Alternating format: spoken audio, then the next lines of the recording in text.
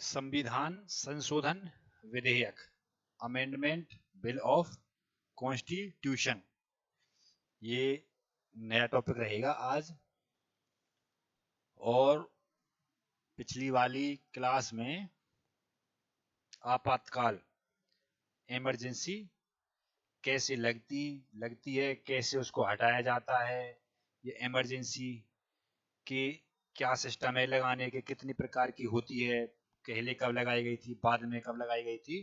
तो इमरजेंसी के बारे में कल हो चुका है। और आज जो ये टॉपिक रहेगा, संविधान संशोधन विधेयक अमेंडमेंट बिल ऑफ कॉन्स्टिट्यूशन, यानी कि संविधान में संशोधन करने के लिए कैसे बिल की आवश्यकता पड़ती है, या फिर जो बिल या विधेयक आता है उसको संसद से कैसे बहुमत से पास करना पड़ता है। भाई एक तो हो गया कि भाई जब आप संविधान में संशोधन कर रहे हैं तो संविधान संशोधन के लिए कैसा बहुमत चाहिए दोनों सदनों में, पहला क्वेश्चन। दूसरा ये है कि जब आप संसद की किसी प्रक्रिया में या किसी और विधेयक के मामले में, भाई आप कोई भी विधेयक लेके आ रहे हैं, अभी बताएंगे वो कौन कौन से पॉइंट हैं कि जिनमें आप परिवर्तन करना चाहते हैं और कौन से बहुमत की आपको आवश्यकता पड़ती है। यहाँ तक कि 368 में परिवर्तन जब आप करते हैं, संविधान संशोधन यानी कि जब पूरे संविधान को चेंज करते हैं, संविधान में कोई बात चेंज करते हैं, तो कौन सा या कैसा बहुमत चाहिए। तो संविधान संशोधन विधेयक अमेंडमेंट बिल ऑफ कॉन्स्टिट्यूशन, ये हेडिंग रहेगी आज की।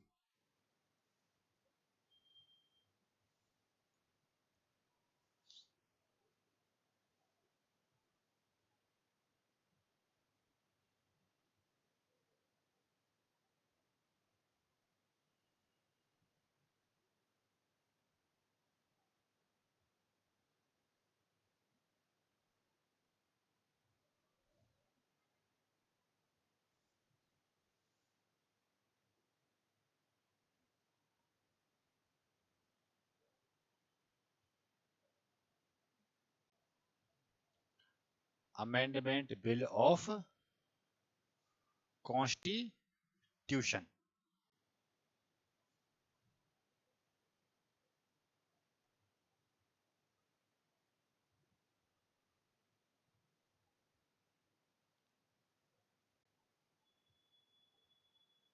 कॉन्स्टिट्यूशन। तो एक काम करते हैं, एक पॉइंट लगा करके पहले तो इसके बारे में बात कर लेते हैं कि क्या पॉइंट हैं इसके।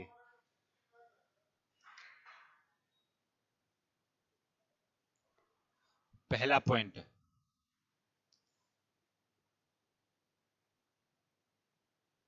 कि जब संविधान संशोधन विधेयक लेकर के आते हैं तो सबसे पहले तो पॉइंट ये होना चाहिए कि जब आप कोई विधेयक इसके थ्रू लेके आ रहे हैं तो प्रेसिडेंट की उसमें अनुमति होनी चाहिए कि भाई राष्ट्रपति से पूछ करके वो आएगा।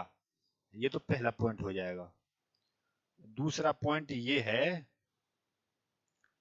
कि जब संविधान संशोधन के लिए कोई विधेयक आ रहा है तो संसद के दोनों सदनों में, लोकसभा प्लस राज्यसभा में, विवाद उत्पन्न ना हो। विवाद उत्पन्न ना हो। और विवाद उत्पन्न हो भी जाएगा, अगर विवाद उत्पन्न हो भी जाएगा तो उसमें 108 वाली जो व्यवस्था है, ज्वाइंट सिटिंग, संयुक्त बैठक जो 108 संशोधन में आती है, तो ज्वाइंट सिटिंग की जो फैसिलिटी है वो संविधान संशोधन विधेयक को नहीं मिलती है।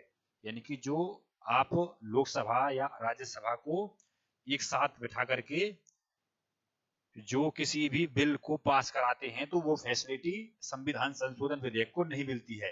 तो ये दूसरा पॉइंट है। तो पहला पॉइंट है कि राष्ट्रपति की अनुमति के द्वारा वो आएगा।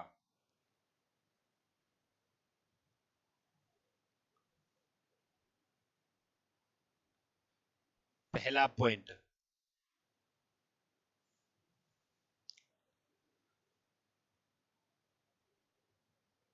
इस या यह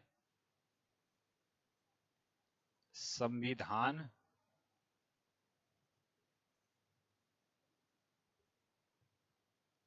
संशोधन विधेयक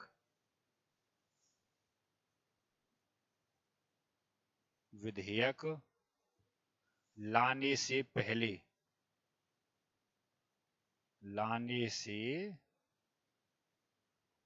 पहले राष्ट्रपति की अनुमति अनिवार्य है। राष्ट्रपति की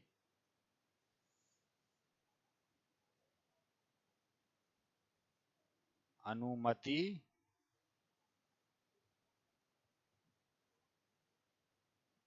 अनिवार्य है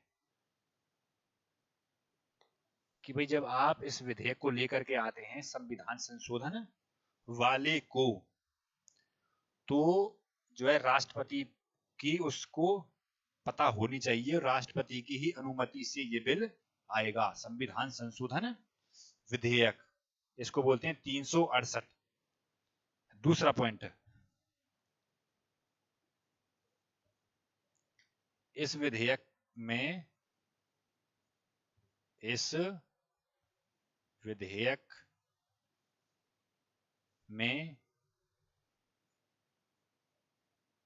संयुक्त बैठक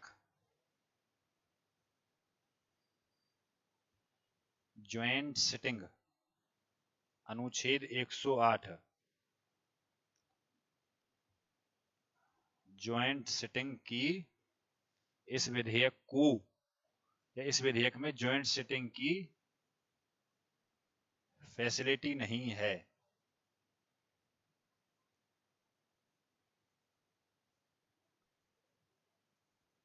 यानी कि दोनों लोकसभा में और राज्यसभा में विवाद उत्पन्न होता है तो 108 के द्वारा इसको सॉल्व नहीं किया जा सकता है, दोनों सदनों से पास होना ही होना चाहिए।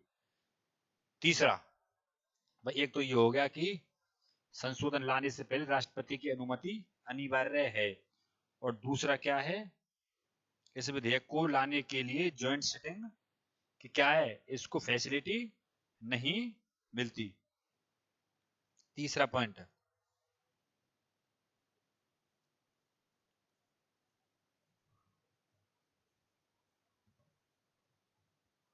संविधान संशोधन विधेयक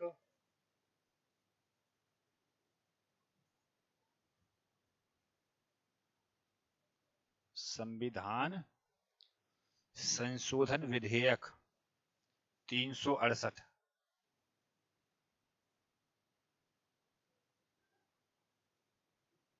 संसद संशोधन कर सकता है।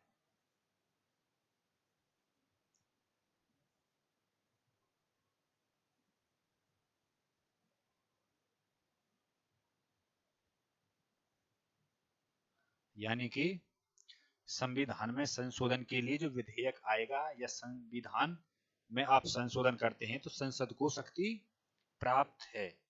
तो ये ले देकर के मोटे मोटे 3 पॉइंट्स हैं कि कैसी व्यवस्था होनी चाहिए लाने के लिए किसी बिल को। अब एक काम करते हैं, ये देख लेते हैं कि कौन से मैटर पर कैसे बहुमत की आवश्यकता होती है। पहला,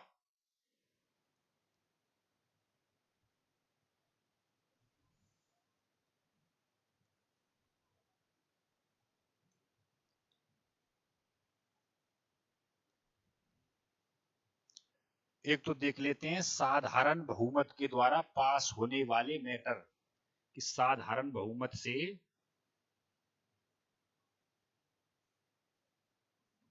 साधारण बहुमत के द्वारा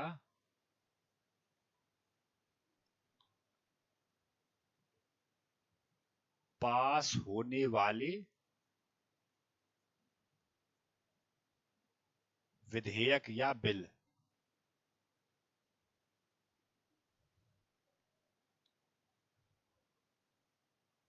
विधेयक या बिल, तो एक तो ये हैं कि कौन से वे मैटर्स हैं या कौन से भी विधेयक होते हैं जिनको संसद के साधारण बहुमत के द्वारा पास से काम चल जाएगा। साधारण बहुमत क्या होता है? यानी कि जिस समय पर संसद चल रही हो लोकसभा या राज्यसभा में और प्रेजेंट में उपस्थित सदस्य मान लो 100 आए हैं तो 100 का आधा +1 साधारण बहुमत होता है। और ये बात मैं कई बार बता भी चुका हूं कि साधारण बहुमत, पूर्ण बहुमत और विशेष बहुमत, इनमें क्या डिफरेंस है। तो देखो, साधारण बहुमत तो होता है प्रेजेंट में उपस्थित मेंबर। भाई कोई बिल आ गया उस समय पर और मान लो 100 संसद हैं या 100 सांसद हैं लोकसभा में, तो 100 का आधा +1 यानी कि 50 + 1 51 ने पास कर दिया वो विधेयक, तो वो साधारण बहुमत से पास माना जाएगा। और पूर्ण बहुमत क्या होता है?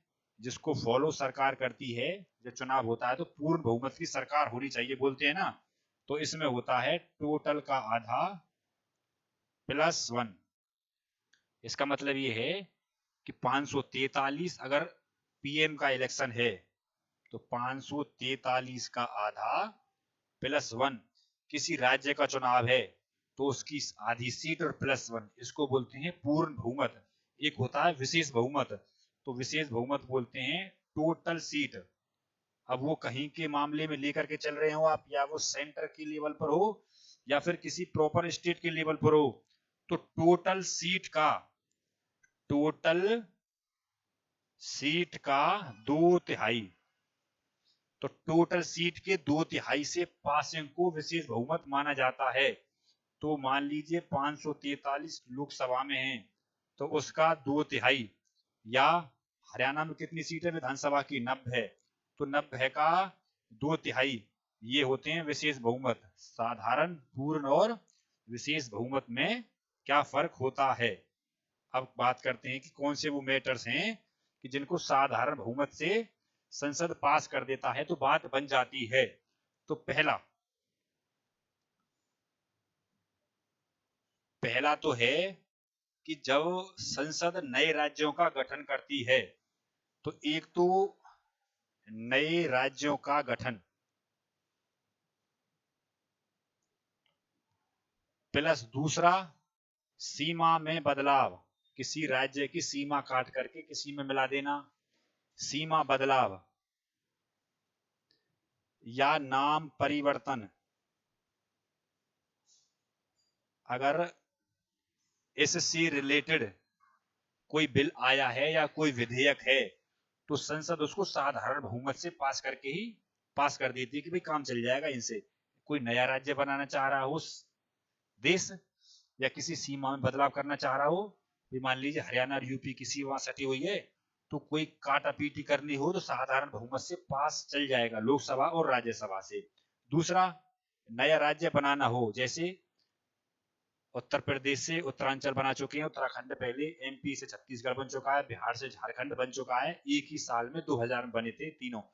तो ये नए राज्यों का गठन, सीमा में बदलाव और नाम परिवर्तन। बिहार को झारखंड कर दीजिए, झारखंड को बिहार कर दीजिए, हरियाणा को यूपी, यूपी को हरियाणा, कोई ऐसा मैटर हो तो ऐसे मैटर को साधारण बहुमत से पास कर दिया जाएगा। तो पहला पॉइंट, नए राज्यों का गठन,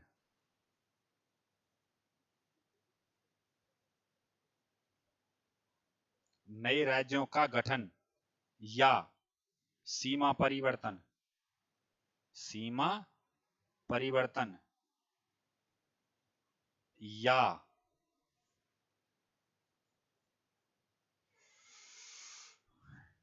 नाम परिवर्तन,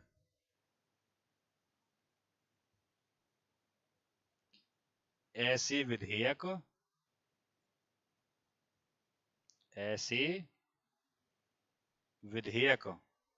साधारण बहुमत से पास होते हैं, साधारण बहुमत से पास होते हैं।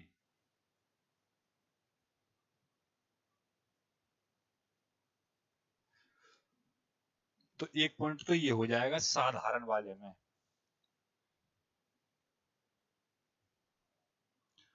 दूसरा पॉइंट, दूसरा ये है इसमें कि एक तो राष्ट्रपति,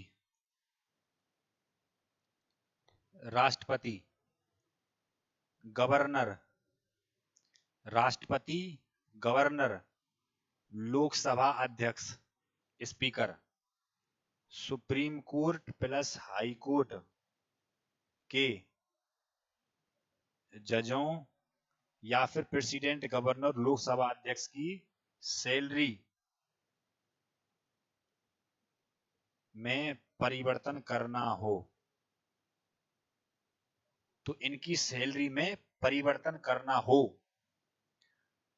तो कैसे बहुमत की आवश्यकता होती है?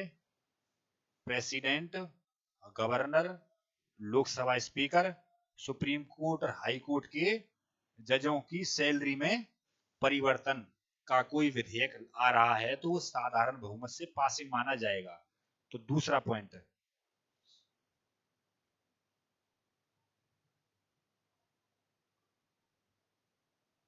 दूसरा पॉइंट,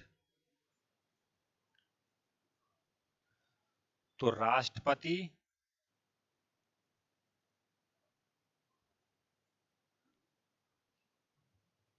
गवर्नर, लोकसभा अध्यक्ष, स्पीकर जिसको बोलते हैं, प्लस सुप्रीम कोर्ट और हाई कोर्ट के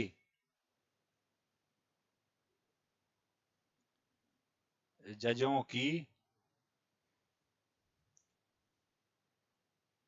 सैलरी या कोई और भत्ते में परिवर्तन।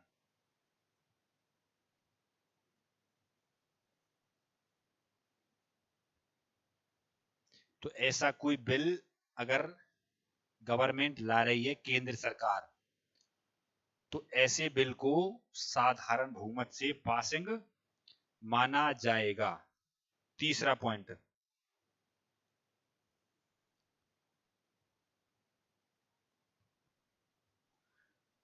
तीसरा पॉइंट ये है कि जो कोरम होता है संसद में, कोरम के बारे में भी कई बात बता चुके हैं। कोरम संसद में होता है, कोरम, इसको बोलते हैं घनपूर्ति। तो कोरम में परिवर्तन अगर गवर्नमेंट करना चाहती है कि हम कोरम में परिवर्तन कर रहे हैं घनपूर्ति में, पहली बात तो ये पता होनी चाहिए घनपूर्ति होती क्या है। जैसे कि मान लो 100 बच्चों की क्लास है, कोई 100 बच्चों की क्लास है और मैं बोल दूं कि भाई साहब जब तक 1/10 सदस्य 100 में से 1/10 सदस्य जब तक नहीं आएंगे तो क्लास की कार्यवाही नहीं चलेगी या फिर मैं क्लास स्टार्ट नहीं करूंगा। तो ऐसे ही संसद में कोरम की जो पैमाना होता है कि भाई कितना परसेंट कोरम, सॉरी कितना कोरम होना चाहिए, तो टोटल सीट का 1/10 यानी कि 543 का 1/10 जब तक सदस्य नहीं आएंगे तो राष्ट्रपति, सॉरी लोकसभा अध्यक्ष के द्वारा कोरम पूरा नहीं बताया जाएगा कि भाई मैं कार्यवाही स्टार्ट नहीं करूंगा संसद की, लोकसभा हो या राज्यसभा हो। तो जब तक 1/10 सदस्य नहीं आएंगे तो संसद नहीं चलेगी, या मैं बोल दूं क्लास की कार्यवाही नहीं चलेगी। तो कोरम का पैमाना कितना है? तो कोरम का पैमाना है टोटल सीट का 1/10। तो इस व्यवस्था को अगर संसद बदलना चाहता है, कोरम वाली को, भाई कह दे कि जब अब हम चेंज कर रहे हैं 1/10 को, अब हम कर रहे हैं 1/, कुछ ही मान लो 1/15 कर रहे हैं भैया, हम 1/15 कर रहे हैं इस व्यवस्था को, या 1/7 कर रहे हैं, या 1/8 कर रहे हैं, मतलब इसमें परिवर्तन कर रहे हैं। तो इस चेंजमेंट को अगर बदलेंगे, इस पैमाने को अगर बदलेंगे तो साधारण बहुमत से पास माना जाएगा। तो तीसरा पॉइंट,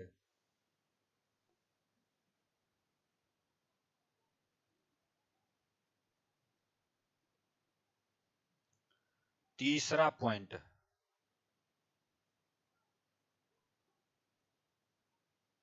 घनपूर्ति में परिवर्तन तो घन पूर्ति में परिवर्तन आप करना चाहते हैं तो साधारण बहुमत से वो पास माना जाएगा। चौथा पॉइंट,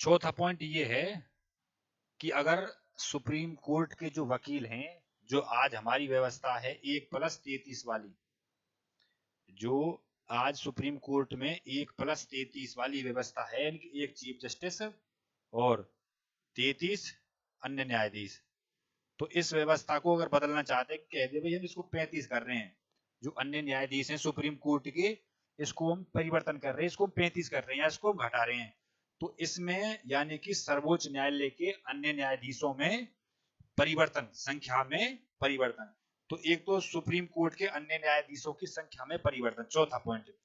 पांचवा ये है कि जो संसद की प्रक्रिया है चलने की, यानी कि संसद कैसे चलेगी, उसके जो रूल रेगुलेशन है, तो संसद को चलाने की जो प्रक्रिया है, आप उसमें कुछ बदलाव करना चाहते हैं तो वो साधारण बहुमत से पास हो जाएगा, यानी कि संसद की नियम प्रक्रिया। तो एक तो सुप्रीम कोर्ट के न्यायाधीशों वाला चेंजमेंट, एक ये पांचवा। छठवा,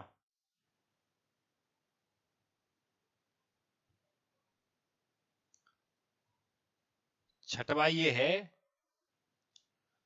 कि जो हमारे नागरिकता के मिलने की, यानी कि नागरिकता जो हमें मिलती है कि उसकी जो प्रक्रिया है, नागरिकता जो मिलती है, नागरिकता की प्रक्रिया,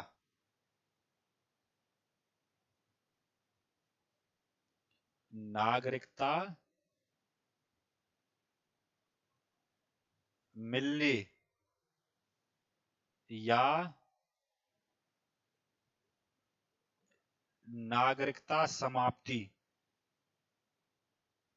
की जो प्रक्रिया है, उसमें परिवर्तन। तो कितने पॉइंट्स बता चुका हूं अभी तक, यानी कि जो 33 वाली व्यवस्था को बदलना चाहते हैं तो साधारण बहुमत ले आइए, पास कर दीजिए, दोनों सदनों से काम चल जाएगा। और अगर उससे अगला पॉइंट, संसद की नियम प्रक्रिया में आपको बदलाव करना चाहते हैं तो साधारण बहुमत से पास कर दीजिए, काम चल जाएगा। और नागरिकता की प्राप्ति और समाप्ति कैसे होती है, उसमें आप बदलाव करना चाहते हैं तो साधारण बहुमत से पास कर दीजिए और काम चल जाएगा। ठीक है जी। तो कौन कौन से पॉइंट्स लिखाए हैं, ये है तुम्हारे, एक तो सुप्रीम कोर्ट के अन्य न्यायाधीश की संख्या में परिवर्तन, संख्या में परिवर्तन। पांचवा पॉइंट, संसद की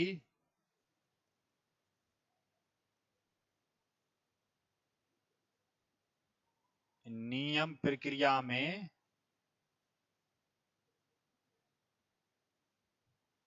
परिवर्तन।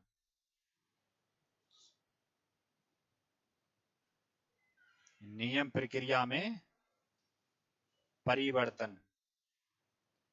छठवा पॉइंट, नागरिकता की प्राप्ति और समाप्ति की प्रक्रिया में परिवर्तन। नागरिकता, सिटीजनशिप, नागरिकता की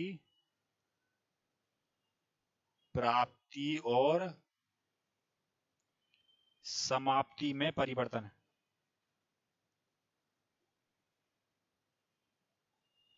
समाप्ति में परिवर्तन, यानी कि ये और पॉइंट्स हैं, यानी कि जो ये पॉइंट्स हैं, इन पॉइंट्स को आप मान सकते हैं कि भाई साधारण बहुमत से इनको हम पास कर देंगे तो काम चल जाएगा हमारा। ठीक है जी। तो संसद के साधारण बहुमत से पास होने वाले क्या क्या विधेयक हैं, और क्या हैं, और हो सकते हैं क्या? बिल्कुल अभी और हैं। तो सातवां क्या है? तो सातवां ये है कि जो हमारे जनजातीय क्षेत्र हैं, जो हमारे जनजातीय क्षेत्र हैं, जो 5वीं वाली अनुसूची में हैं, यानी कि जनजातीय और अनुसूचित क्षेत्रों के नियंत्रण में प्रावधान, या उन पर कैसा नियंत्रण होना चाहिए। तो अगर उनके नियंत्रण में कोई आप बदलाव करना चाहते हैं तो वो वाला साधारण बहुमत में जाएगा, या फिर एक तो तुम्हारा अनुसूचित और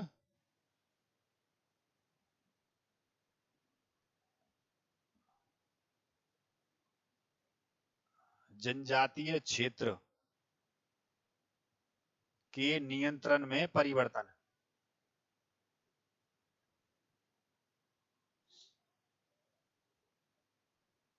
कि आप उनके नियंत्रण में कोई बदलाव करना चाहते हैं, कि पहले बदलाव ठीक नहीं है, कुछ और ऐड करना चाहते हैं उन, या उन प्रावधान में से कुछ हटाना चाहते हैं। तो एक तो ये, और एक ये है कि जो हमारे यूटी हैं, यूनियन टेरिटरी, केंद्र शासित प्रदेश, केंद्र शासित प्रदेश के कोई नियम, या आप केंद्र शासित प्रदेश के लिए कोई नियम बनाना चाह रहे हैं, या उनमें से कुछ नियम को आप कैंसिल करना चाहते हैं, तो केंद्र शासित प्रदेशों के नियमों में परिवर्तन, तो ये कहां पहुंच जाएगा? ये भी साधारण बहुमत में पहुंच जाएगा। तो इससे अगला पॉइंट सातवां, तो सातवां है तुम्हारा अनुसूचित और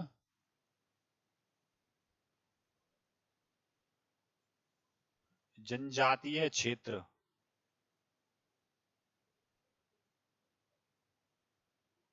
जनजातीय क्षेत्रों के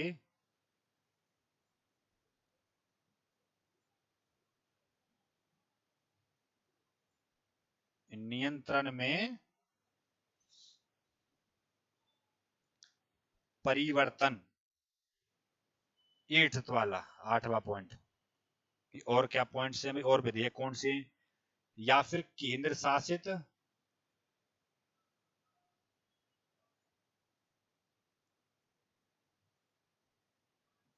केंद्र शासित प्रदेशों में कोई विधेयक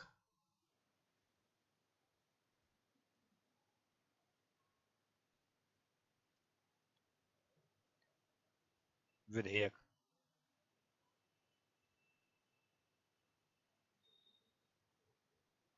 तो ये हैं तुम्हारे साधारण बहुमत से पास होने वाले।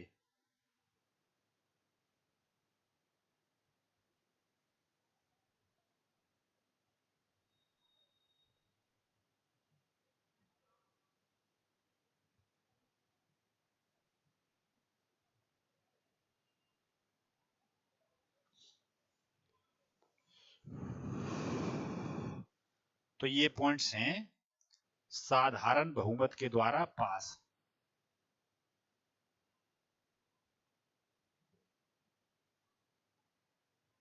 अब बात करते हैं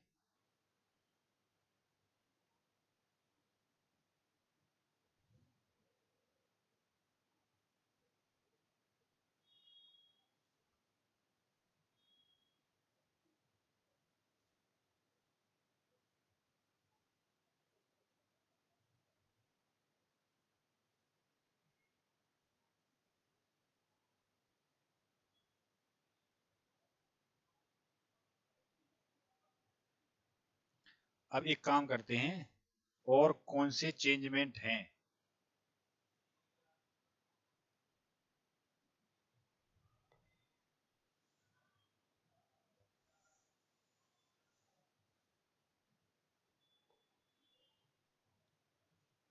दूसरे वाले एक तो साधारण बहुमत के द्वारा पास संसद से, दूसरे संसद के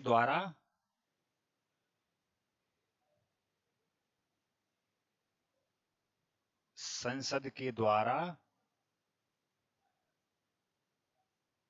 विशेष बहुमत से पास, विशेष बहुमत से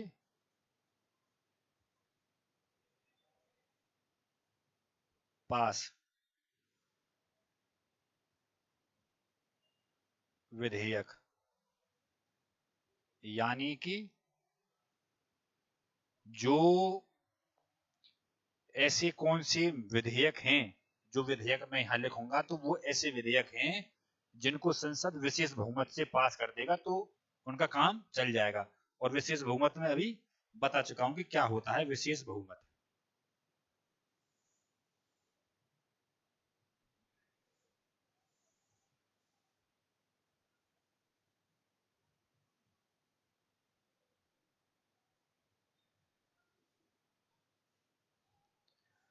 तो संसद के द्वारा विशेष बहुमत से पास होने वाले, तो पहला, अगर तुम्हारा संसद मूल अधिकारों में, फंडामेंटल राइट्स में कुछ परिवर्तन करना चाहता है विधेयक ला करके, तो संसद उसको विशेष बहुमत से पास कर देगा। और संविधान संशोधन करने के लिए फंडामेंटल राइट्स में जो संशोधन कर रहे हैं तो वो संशोधन विशेष बहुमत से पास करेंगे तो उसका काम हो जाएगा, यानी कि मूल अधिकारों में परिवर्तन।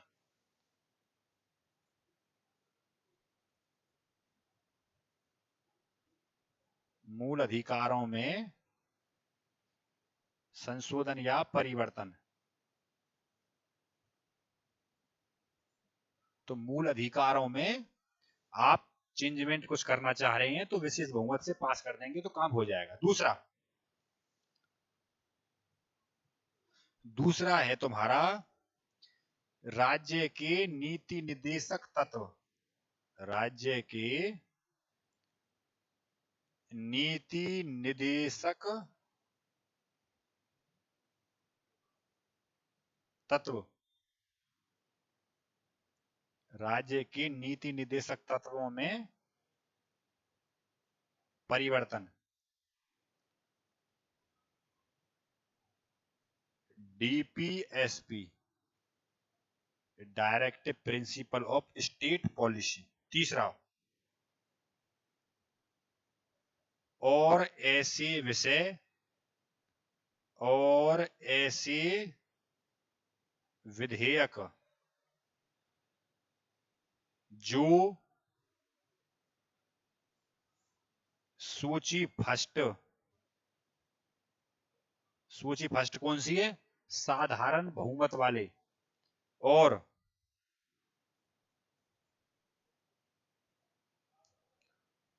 सूची थर्ड, यानी कि जो यहां पर मैं विधेयक बताऊंगा, यानी जो मैटर मैं यहां पर बताऊंगा उनसे अलग सभी यहां पर आ जाएंगे वो, ठीक है। तो ऐसे विधेयक जो सूची वन और सूची थर्ड से अलग हों।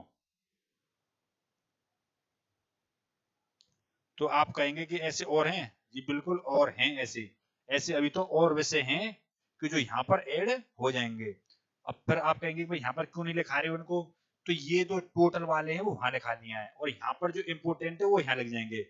तो क्वेश्चन आ भी जाएगा तो एलिमिनेशन मेथड काम कर जाएगा कि भाई ये तो उस कंडीशन में पहुंच जाएगा, ये इस कंडीशन में पहुंच जाएगा, तो ये बीच वाला रह जाएगा। तो हमारा जो संसद के विशेष बहुमत से पास होने पर काम चल जाता है। अब एक ऐसे हैं कि जो संसद के विशेष बहुमत के साथ साथ, यानी कि संसद से वो विशेष बहुमत से पास तो होंगे ही होंगे, प्लस में देश के 50% राज्य हैं, यानी कि देश के 50% राज्य, जैसे भाई 28 और 8, 28 और 8, हालांकि 8 तो रहेंगे ही नहीं, अब 2, जहां पर तुम्हारी क्या है विधानसभा, कौन कौन से, एक तो तुम्हारी दिल्ली और एक पांडिचेरी, यानी कि 28 स्टेट और 2 यूटी। यानी कि ये हो गए कुल मिलाकर 30। तो 30 में से 15 राज्य, 30 में से 15 राज्यों के द्वारा साधारण बहुमत से पास होना चाहिए, साधारण बहुमत से पास। देखो भाई दोबारा बताएंगे, वो साधारण बहुमत से पास हो जाएंगे, ये विशेष बहुमत से पास हो जाएंगे। तीसरे वाले कैसे हैं? संसद से विशेष बहुमत तो चाहिए ही चाहिए, प्लस में आधे राज्य यानी कि 50% राज्यों के द्वारा साधारण बहुमत से वो पास होना चाहिए। भाई बिल तो 30 की 30 में जाएगा, बिल तो 30 की 30 में जाएगा, भाई अब कुछ ऐसे भी तो रहेंगे जहां पर अपोजिट पार्टी की सरकार है, वहां पर वो पास नहीं हो पाएंगे, लेकिन कम से कम सभी राज्यों के, आधे राज्यों के द्वारा वो साधारण बहुमत से पास होना चाहिए। सेंटर के द्वारा विशेष बहुमत से, और 50% राज्यों के द्वारा वो साधारण बहुमत से पास होने चाहिए। तो उनको बोलते हैं हम संविधान संशोधन विधेयक के कुछ मैटर्स। तो देखो,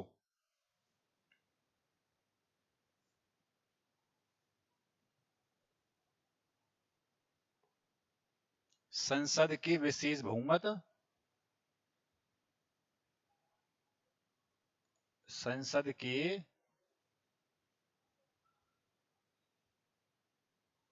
विशेष बहुमत प्लस आधे राज्य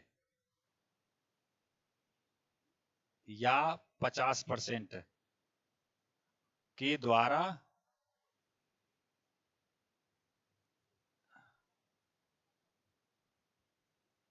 साधारण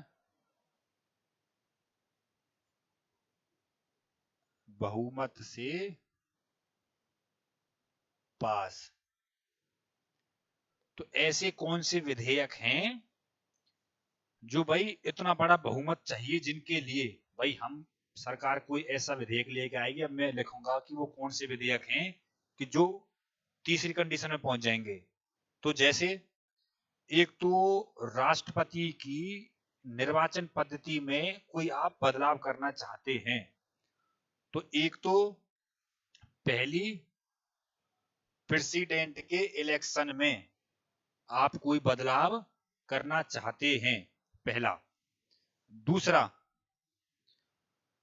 दूसरा ये है कि जो सेंटर और स्टेट यानी कि केंद्र के और राज्य के जो विधायी संबंध हैं, यानी कि पैसे से रिलेटेड, तो केंद्र सरकार के, सॉरी विधायी मतलब पैसे नहीं, तो केंद्र सरकार के, एक तो केंद्र सरकार और स्टेट के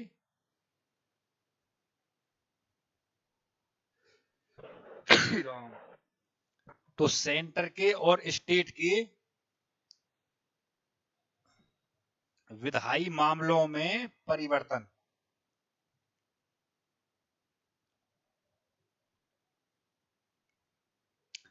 एक तो प्रेसिडेंट के इलेक्शन में परिवर्तन, दूसरा सेंटर के और स्टेट के विधायी मामलों में आप परिवर्तन करना चाहते हैं, तीसरा सेंटर के और स्टेट के वित्तीय मामलों में परिवर्तन।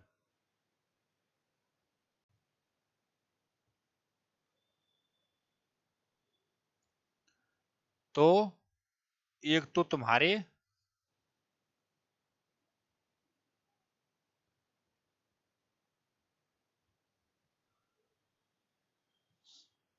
कितने बता दिए, प्रेसिडेंट के इलेक्शन में परिवर्तन, सेंटर और स्टेट के विधायी मामलों में परिवर्तन, सेंटर और स्टेट के वित्तीय मामलों में परिवर्तन। चौथा,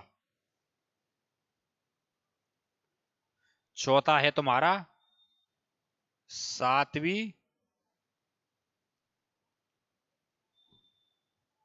अनुसूची में परिवर्तन।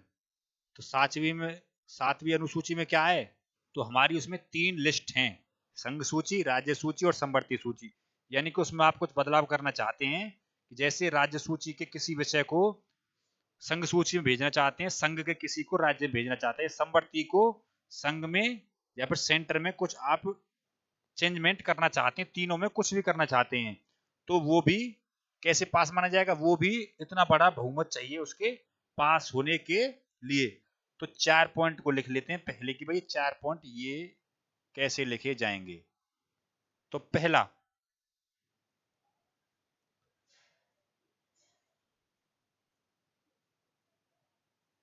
राष्ट्रपति के निर्वाचन में परिवर्तन या निर्वाचन पद्धति में परिवर्तन।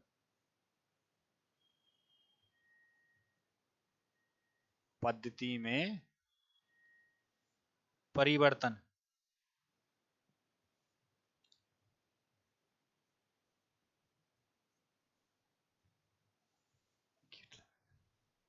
दूसरा, centre plus state, centre plus state के विधायी संबंधों में परिवर्तन।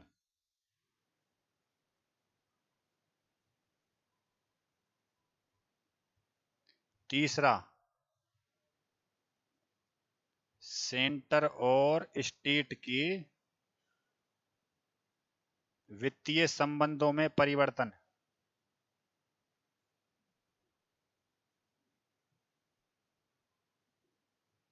वित्तीय संबंधों में परिवर्तन।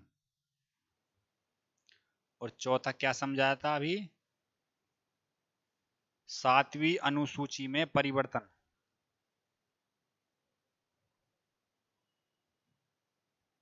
7वीं अनुसूची में परिवर्तन। और लास्ट,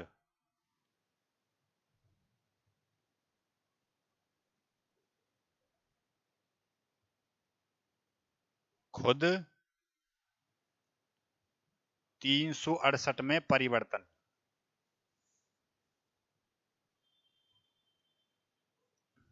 यानी कि जो 368 है संविधान संशोधन विधेयक कि इसमें ही आप बदलाव करना चाहते हैं, तो वो भी इतना ही बड़ा बहुमत चाहिए उसके लिए भी। तो ये ले दे करके 13 से 14 नियम हैं।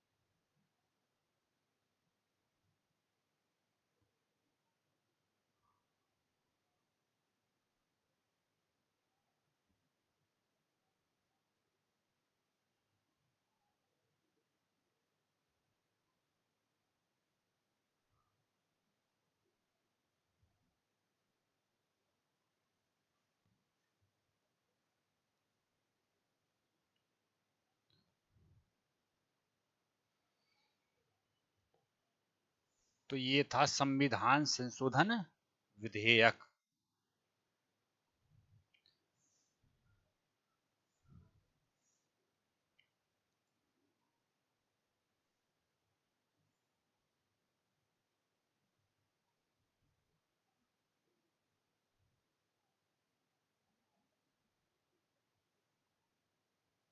तो संविधान संशोधन विधेयक का बहुमत कैसा है? विशेष बहुमत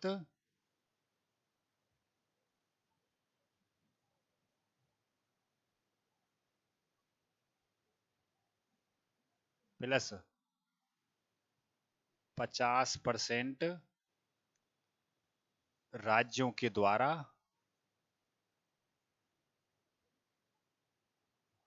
साधारण बहुमत से पास।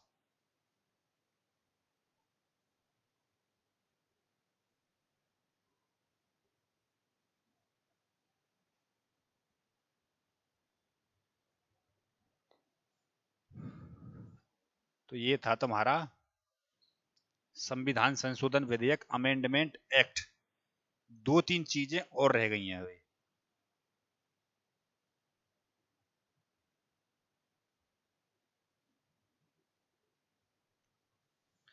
दो तीन चीजें ये रह गई हैं, ये इससे अलग हैं। तो एक तो हमें ये याद देना है कि ये पॉइंट से अलग है। ये नोट डाल करके लिखना है, नोट, नोट।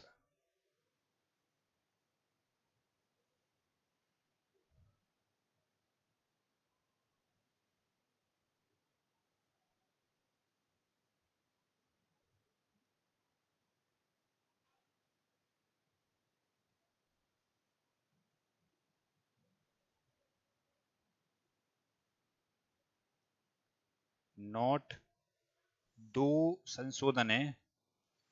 एक तो है 24वां संशोधन,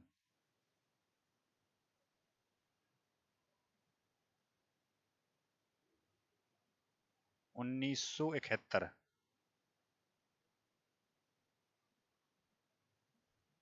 तो 24वें संशोधन के द्वारा दो चेंज ये किए गए थे कि एक तो इसमें राष्ट्रपति के या राष्ट्रपति पर कुछ बाउंडेशन लगाई गई थी 24वें के द्वारा।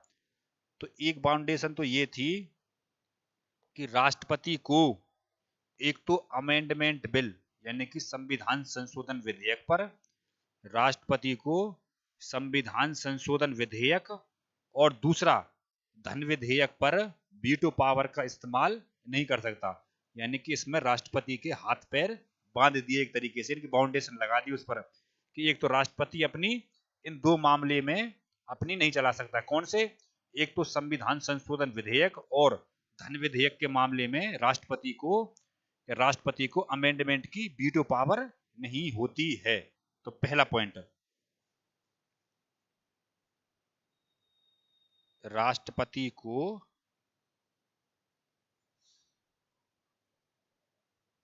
संविधान संशोधन विधेयक, संविधान संशोधन विधेयक,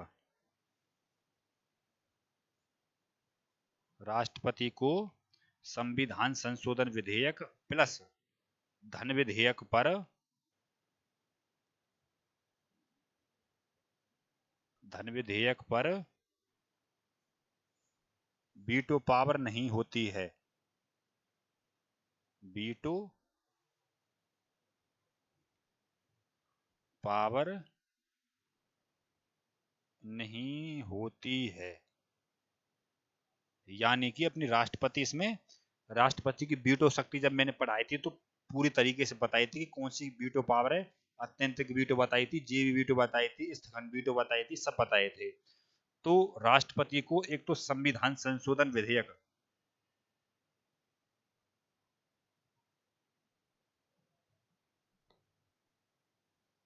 संविधान संशोधन विधेयक पर कोई वो नहीं है। ठीक है जी।